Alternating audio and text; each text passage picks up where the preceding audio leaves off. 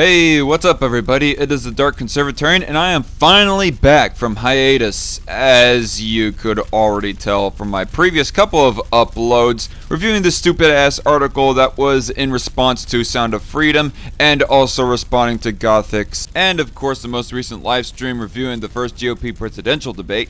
But I thought that I would just come out of hiatus more officially with a little something that is more my bread and butter. A response video to a pro-choicer. Stick to the end of this video for an official announcement and word about what it means of me being back.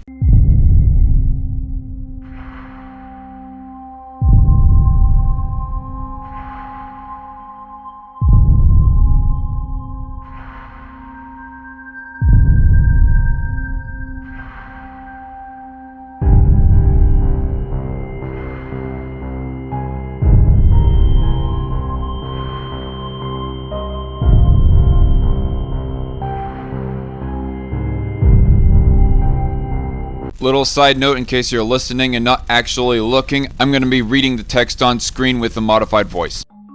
This former evangelical Christian gives tips on how to respond to anti-abortion rights advocates. I think it's important that pro-choice advocates really truly understand the arguments that the anti-choice pro-life crowd make. I'm all for trying to understand your opposition to arguments, but isn't it a little bit of a better idea to actually talk to somebody from your opposition, or even at least make a response video to somebody who is your opposition, as opposed to trying to create these fake representations of your opposition like she does? But not to worry, I will stand in as a pro-lifer to correct her on how wrong she is with the representation of our beliefs. Another thing to bring up is that she calls us anti-choice. I don't like to argue about who on what side of the abortion debate likes to call their side. I just grant whatever their title is. More specifically, I'll call a pro-choicer just to get that headache far out of the way. But since she brought up that subject herself, I guess I'm arguing for it right now. I won't defend all the authoritarian tradcons who want to ban gay marriage, gender transitioning, and drugs, but comparing pro-life conservative libertarians like myself to pro-choicers, I don't know this lady's beliefs. I'd assume that she might be a Democrat voter of some kind, but if she really wants to get all nitty-gritty about labels, really pro-choice Democrats aren't pro-choice either. They want to ban ownership of multiple types of guns, increase the minimum wage, impose speech laws in some cases, and impose all other kinds of business regulations. And of course, the most anti-choiciest of anti-choice positions that Democrats take up is that they're anti-school choice for some odd reason. At least I and people like me want to give the unborn baby the choice themselves to choose later in life if they themselves want to live or not, as opposed to allow their own mother to choose for them. It's important to know what they're thinking and where they're coming from so that we can best make a case against it. And of course, as I will point out later, this lady does not know what the pro-life position is, even though she, ironically enough, alleges that she was a former pro-lifer herself. Rachel Cain creates TikTok content about her own religious deconstruction and arguments that help to change her mind on abortion. Oftentimes when we use the phrase, it's my body, it's my choice, that's misunderstood by the pro-life side to mean that we're saying the fetus is our body and we get to decide what happens to that. And though some people may mean it that way, for those of us who really identify with the body autonomy argument, we don't. Regardless of either way, the response of "it's not just your body" still applies, because really, even if you acknowledge fully that the second body is not actually your body, it's to point out the obvious that there is not just one body that is in consideration with what action is taken in this moment, that being whether or not an abortion happens. What we're saying is my body, as in my internal organs, my blood, all the stuff that keeps this fetus alive belongs to me.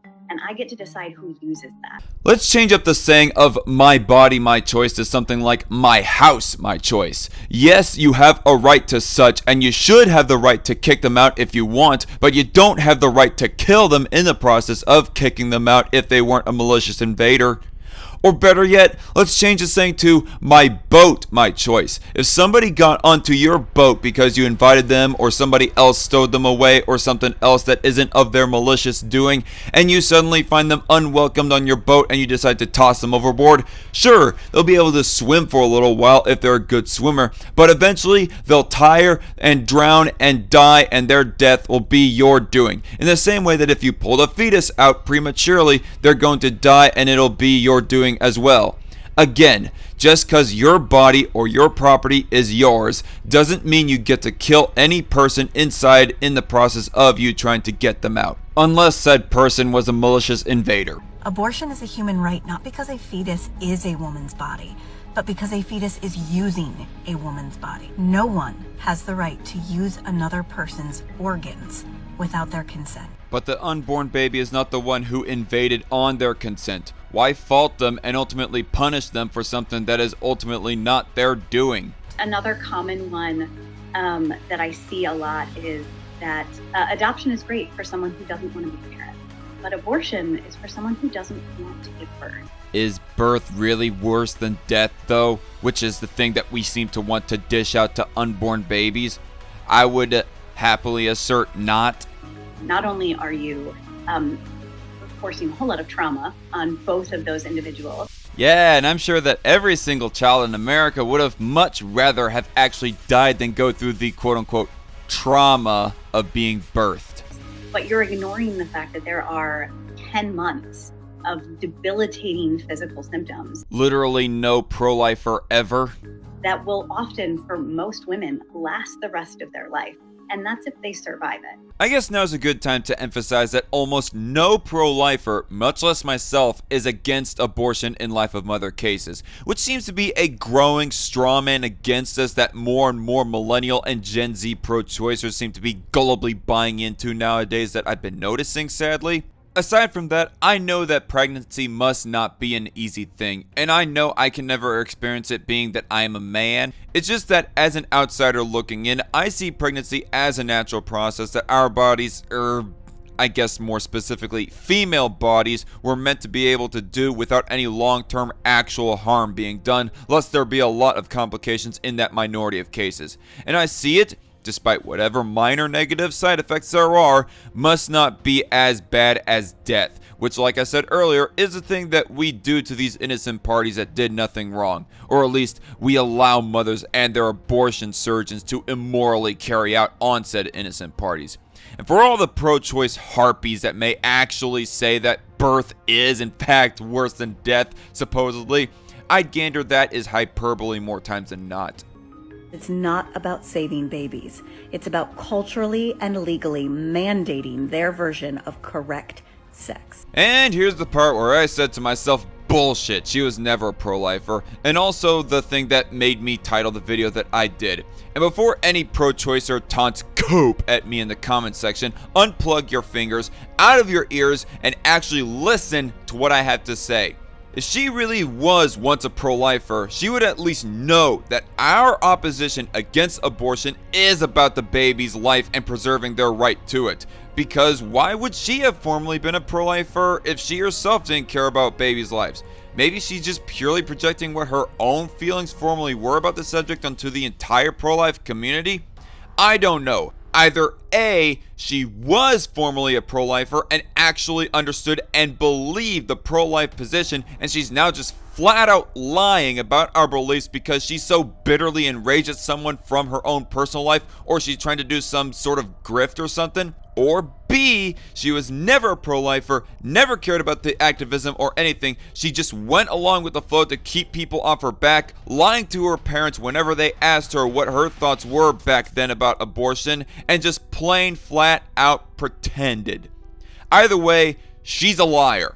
And don't anyone try and tell me that there are self-proclaimed supposed pro-lifers who really actually don't give a shit about babies' right to life. I'm sure they're out there. The problem is that Rachel is saying that's how all us pro-lifers are. Bottom line is, she's wrong. It is about preserving unborn babies' right to life. Generally, why pro-lifers are pro-lifers, maybe with the side of traditional views on the side in some cases. I know what my beliefs are and what my compatriots' beliefs are, and any pro-choicer who goes around unironically spitting out this pathetic strawman can go fuck themselves with it. I think one of the best arguments that the pro-life side can hand the pro-choice side here when it comes to the body autonomy argument is that sex itself is consent. What the fuck? What is she talking about? What is she referring to right here? Like, I don't know. Maybe she's trying to actually refer to an actual argument that some pro-lifers actually give, but she's just like, what?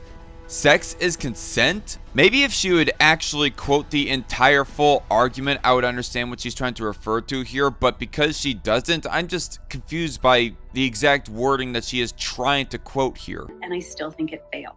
Sex has evolved for humans not to be just about procreation. Wait, whoa. I thought you were talking about consent earlier. Now you're talking about procreation all of a sudden? The connective tissue between all the words that she's trying to say here, all the points she's trying to make up, is just non-existent.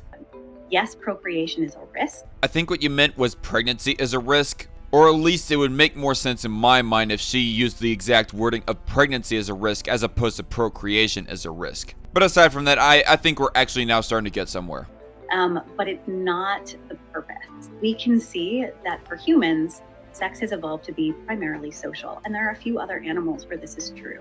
And we can see this in the fact that humans experience sexual arousal even when they're not able to conceive.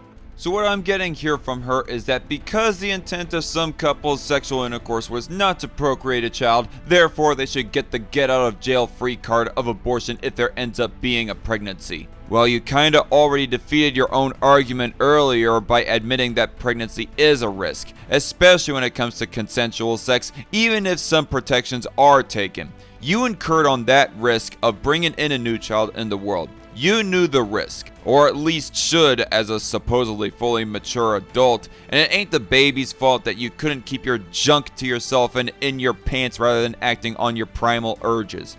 And yes, I will be that guy who will say, if you want to greatly diminish your chance of getting pregnant, just don't have sex. It self-explanatorily helps. Sorry, not sorry if saying don't have sex is such an offensive statement to some of y'all horny devils. In fact, why the fuck is saying don't have sex so offensive? It's not like that's an attack on anyone as a person.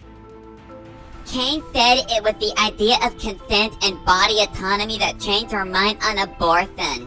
Going along with the possibility that she really was once a pro-lifer but is now just lying about her former pro-life friend's beliefs just for a second, if that was really the case, then her parents really failed to equip her in the field of arguments and logic to use against pro-choice beliefs and arguments. And this seems to be a real problem in the pro-life community, because I've heard of pro-lifers who get gaslit out of pushing for their pro-life beliefs because some pro-choicer will come along with some separation of church and state type of argument when said pro-lifer doesn't seem to know that there are more reasons than just religious reasons to ban abortion. Abortion is not just a ban it because it's a sin against God kind of issue. The body autonomy argument for abortion comes down to consent. It's the question of who has the right to use your body. I really like to use the analogy of kidneys. If my children are suddenly incredibly ill, their kidney is giving out, I am a match. I'm the only match that can be found. And if I donate my kidney, they'll live. Don't donate my kidney, they'll die. The government doesn't force me to donate my kidney, even if my child will die without it. They don't force me to do that. Everyone might judge me. They might think I'm a horrible person, but no one is going to force me to do that because I own my body, and that's understood. I don't even know how you could come to the conclusion that this is a good analogy, Mrs. Cain. The key difference is that nobody did anything to welcome even the possibility of that kidney failure on your kid, unless he stupidly drank something to instantly cause that. Certainly you did not do anything to welcome that on them. But if two people screw, then they are in fact bringing the higher possibility that they'll procreate a child. And the fact that the unborn baby is in this circumstance where they're reliant on your body to survive was nothing of their doing, but of the mother's. and the man's too, of course. This kidney failure analogy would only be analogous if you somehow put your kid up for some kind of lab test or something that brings an increased risk of their kidneys failing for some reason. And in that case, it would be largely your fault that their kidneys are failing, and then maybe at that point you should be mandated to give up one of your kidneys to save your kid as a punishment. Or as a consequence, whatever exact wording we want to say in this case. After someone has passed, we're not allowed to take their body parts and save someone else's life. Even though there is no harm that would come to that person because they're already dead. We're not allowed to do that because we recognize that that person owned their body, and before they died, they had a right to say what happened to it. Why don't we grant women the same rights that we grant corpses? I'm going to ask a different question. Why do we give corpses any rights at all? And call this a little bit of a crass take, but I think that it is like the least of our concerns if we were to start harvesting good organs from corpses so as to give it to live people who are sick and are in more need of those organs. I'm not going to actually advocate for that, but this lady just almost makes me more sympathetic towards that sort of thought. When we reframe the issue of abortion as a consent issue as opposed to a don't kill babies issue, we really place the woman at the forefront. I don't know what the fuck you're talking about with putting consent and women at the forefront. Women and consent were already put at the forefront long ago by the pro-choice crowd, ever since the abortion topic was a thing of debate in this country. And I don't even know why that you think you can reframe the subject so as to get it away from the don't kill babies aspect of this debate, because really that is the nub of the reason as to why that we pro-lifers are pro-lifers, and you are just not going to get rid of that, lady. Sorry, not sorry. There is one argument Cain believes it's best to stay away from. The most common argument is that it's a life, right? That it's a life, that you're killing a baby. I don't fight with them about when life begins because I find that when life begins is going to be an endless cycle of argument. When I watched this video for the very first time, at first I thought she was trying to say do not address this argument out of cowardice, but now after watching it a second, third, and after that times, I guess she actually is giving a mild tepid admission that it is in fact a life. If they're coming at it from a religious perspective, where God ordained that life before it even began, then you're never going to win that argument with them. I just grant them that it is a life. Well, good for you. But this serves as another example as to why there's reason to doubt that Mrs. Cain ever was a pro-lifer, because she said that it's because of religious reasons why we say unborn babies are alive. Really, I don't even think it's even partially because of religious reasons, much less only because of religious reasons why any pro-lifer says unborn babies are alive. Really, it's scientific reasons why we all say they're alive, like how metabolism and the fact that they grow are just a couple examples of how they classify as life. Sure, it's a life from conception, but that doesn't matter. Piss off. You don't get to just arbitrarily tell us that something doesn't matter, especially when that something that is important to our belief structure, and also important to the question of whether or not unborn babies get considered for the right to life. And even more, it's important towards debating against all the more extremist pro-choicers who literally say that unborn babies are literally not human and literally not alive. Science itself doesn't exactly know when life starts. You're objectively wrong. Science can and does tell us when the beginning of a single living existing human organism is. We shouldn't be arguing. Damn right you shouldn't, because it is one of the most frail points that pro-choicers have ever brought to the table. Instead, we should look at it as who has the right to decide for their own body. My rights end where your rights begin. Your right over your own body ends when the fetus's right to life and even their bodily autonomy begins. Cain believes that conversations are essential to changing minds. I fully believe that people can change their minds. I don't want people to be cynical and think that you can't change minds, that people don't change. And I wanted to showcase how I have changed my mind. Except you aren't a good example of somebody who can change their minds. Because like I said earlier, either A, you were never really a pro-lifer and you were really just a pretender back in the day, or B, you might have been a pro-lifer, might have actually bought into the beliefs and everything like that, but you were not very well established at all in your beliefs. And because of that lack of establishment and lack of knowledge of what your own beliefs were back when you were a pro-lifer, that is why that your arguments are weak now as a pro-choicer, because Again, you do not understand the pro-life belief. You really don't. And before anyone, by the way, says that I am a pro-lifer who doesn't understand pro-choice beliefs, really, I have debated pro-choicers for years now and even have some subscribers who are pro-choice and they go explaining to me their beliefs a lot of the time. So yeah, actually I do have a bit of a knowledge and an idea of what the pro-choice belief is. At least more than what Rachel Cain does of pro-lifers. And what right now is the good solution so as to better establish our own fellow pro-lifers and more specifically our own children as pro-lifers in the pro-life belief? I do not know exactly.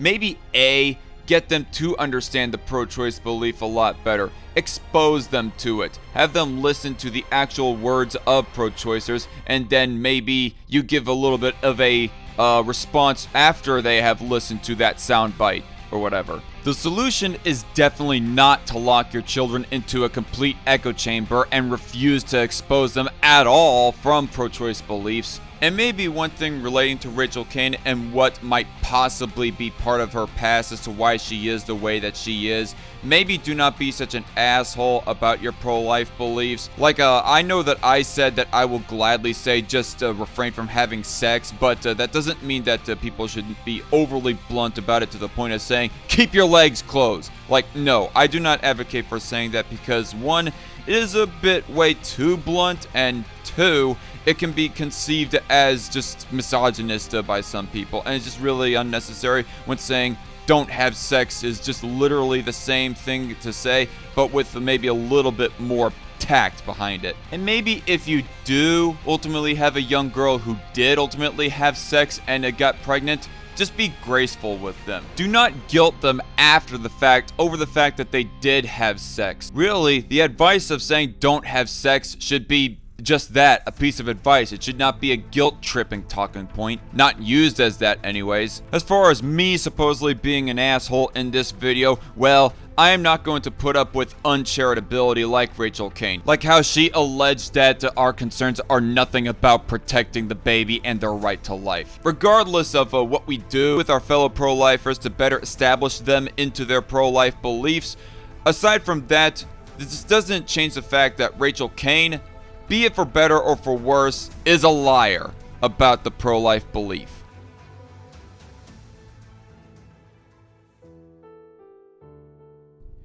Hey guys, thanks for sticking around to the end of the video. I just thought that I would use something that gets me more views, that being a response video to a pro-choicer, to use it as a vehicle to grab more people's attention, to sort of announce of what this means going forward with me being off of hiatus and whatnot. Like, I guess for starters, I should reveal that I have gotten myself a new job, which requires later hours, which means that I will have less time to myself in order to edit a project. So the chances are that the videos are going to be less often, and definitely the live streams. I said like before I had went on hiatus that the Strike Force streams were discontinued indefinitely, but at this point they're probably not going to return at all, at least the news streams anyways. I still plan to cover and review and react to all the presidential debates, both the primary debates and the general election debates. We'll see of how the future comes, and who knows, maybe you all want the Strike Force news streams to return, and I will have call-in streams, but tell me in the comment section down below, do any of you really want the news streams to continue to come back? Like, is there enough people that want them to continue? Because I honestly do not think that those were like really successful. I really thought that I was getting better with my thumbnail game and my game of trying to get them to flow better, but in spite of all that, I guess it was just too little too late. I wasn't able to catch the algorithm, I wasn't able to catch or much less keep people's attention to want to keep on tuning back in and whatnot, so they're probably not coming back. I will say that I definitely do not have the same drive now as I did back in 2018, 2019, and even 2020, I guess, for being a political commentator. I do not have the same ambition of trying to make this a full-time thing. Like, I've gotten a little bit more and more invested into my comic project that some of you might have actually heard about. I think that is what I want to do more full-time eventually, as a bit of a dream job, as opposed to political commentary.